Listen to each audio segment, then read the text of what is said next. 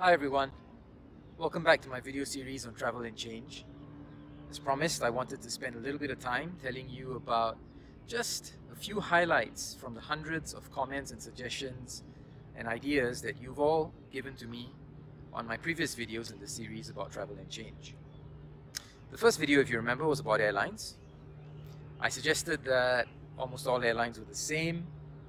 I asked you, if you had one wish, what would you change about air travel? So many responses and ideas came in. It's amazing. And almost no surprises that the top comments were about baggage, boarding, seating, and airline food. In any case, these are the top complaint areas for passengers as well.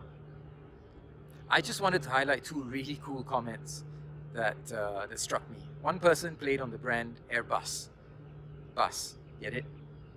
He was saying that the entire experience was not too different from traveling on a bus. Another person had a really fun idea. She said she would love to get advice from airline staff at check-in on who to sit next to. Who wouldn't like that, right? Imagine if on every flight we got to sit next to someone really interesting and had an amazing conversation. Great idea. The second video was about airports. I introduced the idea of hardware versus hardware. In some ways, established travel providers are still stuck in the Industrial Revolution. They keep talking about hardware, buildings, beautiful structures, big aircraft, efficient systems and tools. But hey, we are in the 21st century. And we all as customers seem to be more concerned about experiences. In fact, many of the people who commented on my video spoke exactly about this, but they spoke about experiences. Someone mentioned, for example, that airports have a unique place in our lives. It's a building that evokes so much stress, hope, sadness, all these emotions. So let's make it less of a process, more seamless, more engaging, more fun. Somebody else spoke about bringing romance back to travel. Again, this is about providing a unique experience. And lastly, people spoke about space and facilities. So the question is, in terms of hardware, are we in the right place? I think we clearly have some way to go. In the third video, I was in Dubai airport just last week, and I provided a brief history about duty-free shopping. I also tried to answer some common questions about duty-free. Are they cheaper? Are the products in duty-free cheaper? What's the big deal about duty-free? I asked you, do you shop in duty-free? Why or why not? What would you like to see more of in duty-free? Here's the thing.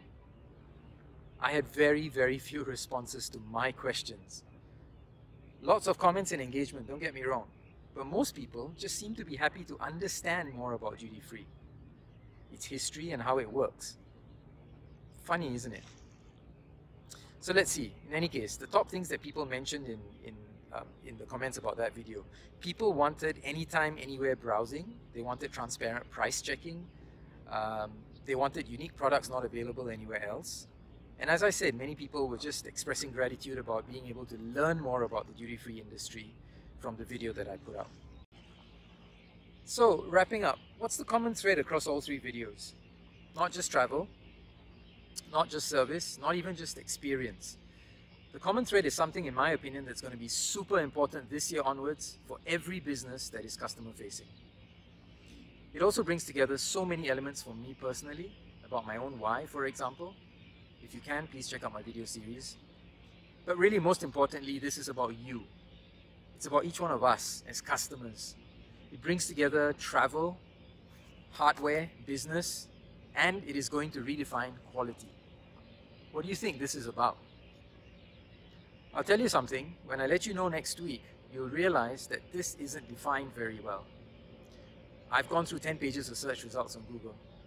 I'll get lots of references about things that are related to it, but not really precisely what it is, which to me says a lot about where and how the focus is for businesses today.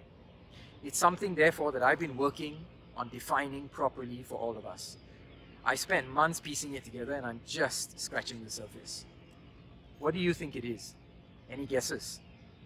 I hope you are as excited as I am to figure this thing out. If you think you have a clue as to what it is, please leave a comment. Or if you're shy, send me a private message or an email. If you found this video series useful, please share, please connect, and please engage with me. I'm going to sign off on this cryptic note. If you've been following my videos, commenting and engaging, thank you very, very much. I'll see you next week for the big review. Take care and have a great weekend.